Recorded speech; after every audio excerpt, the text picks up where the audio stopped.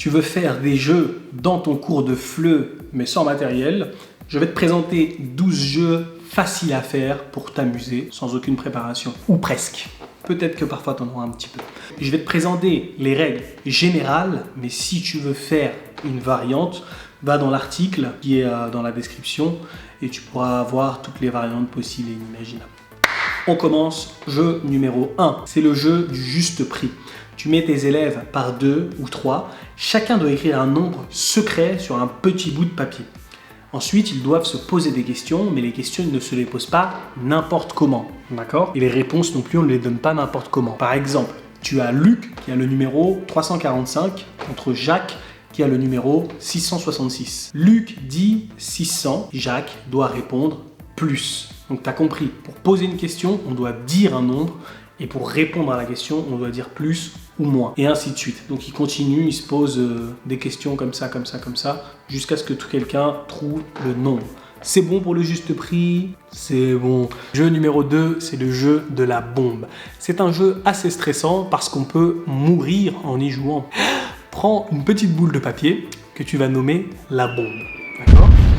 Et putain, il faut que j'arrête avec les effets spéciaux, je suis vraiment naze. Va falloir que je m'améliore. Bref, ne nous égarons pas. Tu donnes cette boule de papier à ton élève, la bombe, qui a les cheveux les plus longs. Ensuite, tu écris un nom d'objet au tableau. Par exemple, tu écris voiture. Et là, celui qui a la bombe entre les mains doit dire ce qu'on peut faire avec une voiture. Par exemple, il doit dire on peut la conduire. Et dès qu'il a dit ça, il passe la bombe à son voisin de gauche. Ensuite, son voisin de gauche dit on peut faire un accident. Il doit passer la bombe à son voisin de droite. Par contre, son voisin de droite devra dire ce qu'on peut faire, mais il ne pourra pas répéter une utilité qui a déjà été dite. Ok ? Et quand la bombe explose, celui qui l'a dans les mains meurt. Ah, quand est-ce que la bombe explose ? Calme-toi, je vais te le dire tout de suite. Donc, toi, avant de commencer la partie, tu dois mettre le minuteur de ton téléphone portable en marche.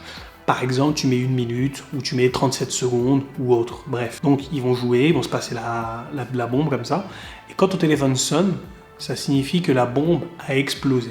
Et celui qui l'a dans les mains est mort. Celui qui meurt le plus dans le jeu est celui qui a perdu. Le but du jeu, c'est pas de gagner, c'est de ne pas perdre. D'accord ? Donc, il y aura un perdant à la fin de la partie. C'est bon pour la bombe. Passons au jeu numéro 3. C'est le jeu des enchères. Ce jeu est très drôle et rempli de stress et de compétition.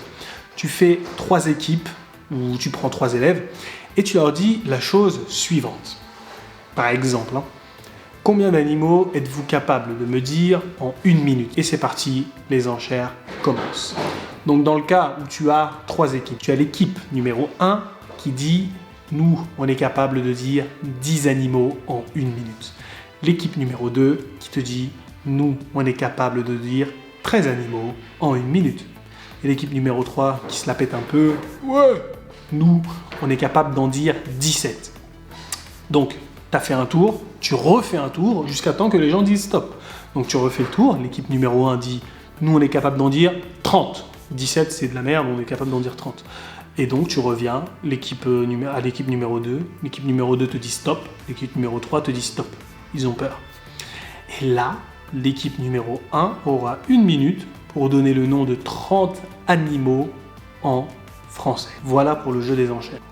Détail changeant ou killer, cowboy, bref, le jeu du détail changeant. Donc c'est un jeu qui est parfait si tu travailles sur la mode ou les vêtements avec tes élèves. Tu mets tes élèves par 2 ou par 3 face à face, d'accord ? Et tu leur demandes de se regarder de haut en bas. Ensuite, ils se retournent pour changer un élément de leur tenue. Par exemple, il enlève sa ceinture, il change sa montre de bras, il enlève son pantalon, il enlève ses chaussettes, pardon, et tu dis top. Quand tu dis top, les apprenants se retournent et se regardent de haut en bas et doivent trouver quel accessoire ou vêtement a changé. Bien entendu, ils doivent exprimer ce changement en français. Tu as changé ton pantalon, tu as changé ta ceinture, je sais pas moi, tu as baissé ta chaussette, tu as rentré ton pantalon dans tes chaussettes. Bref, Jeu numéro 5, c'est le jeu du mot mystère. Tu dois demander à tous tes élèves d'écrire un mot sur un papier avec une petite illustration. Par exemple, ça. Ouais, je sais que c'est dégueulasse, mais bon, je suis professeur, pas dessinateur. Tu m'excuseras.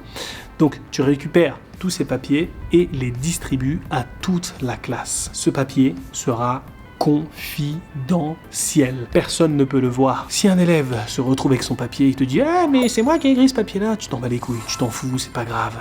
Donc tu donnes la consigne suivante. Racontez-moi votre matinée en utilisant le mot que vous avez dans la main. Le but du jeu est de deviner le mot mystère de la personne qui est en train de raconter sa matinée. Je dis sa matinée, mais tu peux dire sa soirée ou son Noël. Bien entendu, la personne qui a écrit le mot, par exemple, moi j'ai écrit le mot voiture et que quelqu'un raconte sa matinée qui dit le mot voiture, eh ben je dois pas dire « Ah, ton mot c'est voiture » parce que c'est moi qui l'ai écrit. Voilà, donc l'auteur du mot ne devine pas son mot, ok ?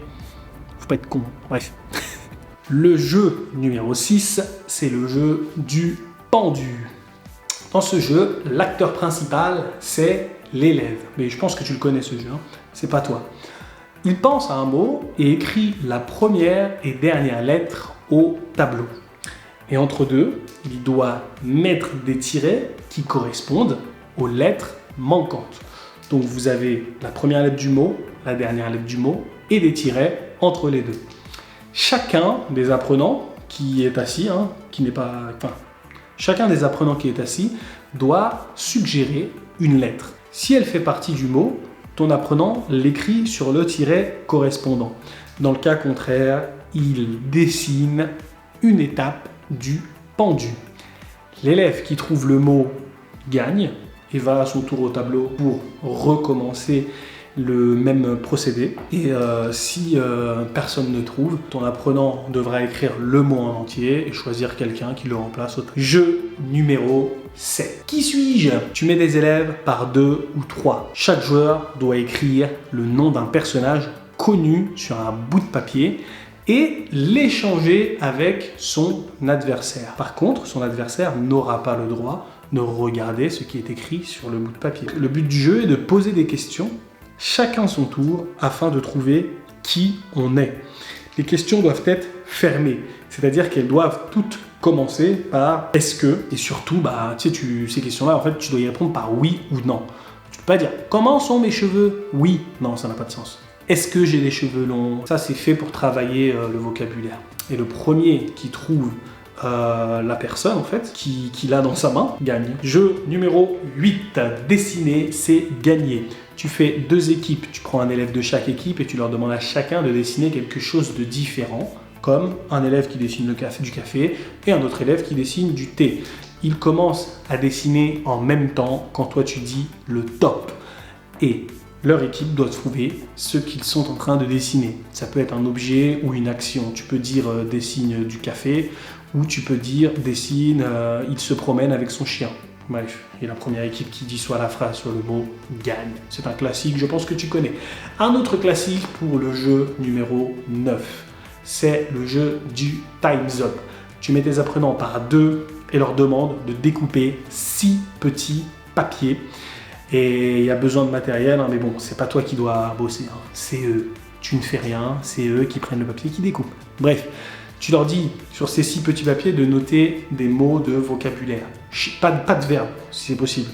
Par exemple, un micro, une télévision, un t-shirt, des lunettes. Bref, ils écrivent 6 mots de vocabulaire et ils les plient en 4. Pas en 12, pas en 20, ils les plient en 4. Dès qu'ils ont terminé, tu divises la classe en 2 et fais 2 équipes en essayant de séparer les apprenants qui ont préparé le jeu ensemble. Maintenant, les équipes sont faites. Chaque apprenant devra passer au tableau pour faire deviner en 30 secondes le maximum de mots dans le bol qu'il y a dans le bol à son équipe. Okay. Tu peux faire des gestes si le niveau de ton cours est bas. Par exemple, c'est quelque chose que tu bois. Tu vois, ça c'est du café, ou c'est quelque chose que tu bois, par exemple de l'eau ou du coca. Bref, t'as compris. Quand le petit papier est trouvé, l'équipe qui a trouvé le petit papier doit le prendre et mettre le petit papier dans leur côté. D'accord ? Celui qui a le plus de papier à la fin du jeu gagne la partie tout simplement. Ok. Après, pour le fun, hein, tu peux faire une seconde manche, mais avec le mime. Tu verras, c'est vraiment drôle, le mime. Jeu numéro 10. Numéro 10. C'est le petit bac. Tu mets tes élèves par mini-groupe et tu leur demandes de faire un tableau sur une feuille avec plusieurs catégories. Catégorie 1, nom ou prénom. Catégorie 2, pays ou ville. Catégorie 3, aliments.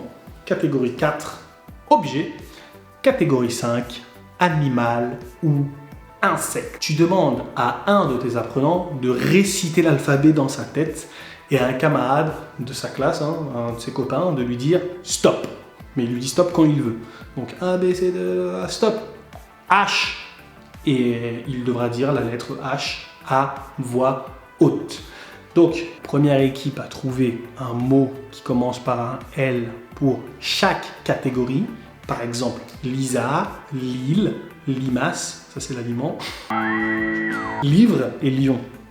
L'équipe qui trouve ça doit crier stop. Chaque mot vaut 2 points, sauf s'il a été trouvé par une autre équipe. Dans ce cas, il ne vaudra qu'un seul point. Jeu numéro 11, le blackout. Tes apprenants connaissent la droite et la gauche, mais aussi avancer et reculer. Tu fais 2 équipes et dans chaque équipe, tu désignes un joueur qui doit se bander les yeux.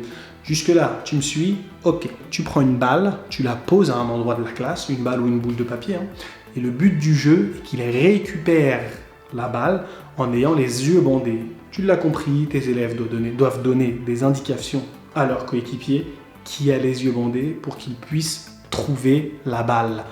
Tu verras, ils vont être un peu cons, ils vont tous crier en même temps, mais il faut que tu dises « taisez-vous », parlez un par un, parce que sinon il ne va jamais comprendre. Bref, dernier jeu numéro 12, c'est le combat d'aveugle. Donc, tu fais 2 équipes. Chaque équipe envoie un joueur qui s'assoit dos au tableau. Donc, il y aura 2 joueurs au tableau, le joueur de l'équipe 1 et le joueur de l'équipe 2. Tu écriras 2 mots, par exemple chien à droite et stylo à gauche. Les équipes devront faire deviner en ayant les mains sous la table, hein, parce que tu verras, ils vont vouloir faire des gifs, des signes, en ayant les mains sous la table, quels sont les mots écrits au tableau. Donc le joueur à droite doit écouter ses coéquipiers et trouver le mot qui est écrit à droite, et le joueur à gauche doit écouter ses coéquipiers et deviner le mot qui est écrit à gauche. Donc l'équipe qui trouve le plus de mots gagne. Mais c'est un mot par manche, hein, donc tu écris les 2 mots au tableau, et l'équipe qui le trouve en premier a gagné. Donc tu dis aux 2 élèves qui sont au tableau de bouger, tu leur demandes de sortir, et tu demandes à d'autres élèves de venir les remplacer. Et l'équipe qui en trouve le plus gagne. Voilà, tu as de quoi faire 12 jeux pour tes cours de FLE sans matériel, ou presque, hein. Et si tu veux aller plus loin, je te rappelle que dans l'article, il y a toutes les variantes possibles et imaginables. Bon, c'était Abdou, on se revoit bientôt sur Flippies. Ciao!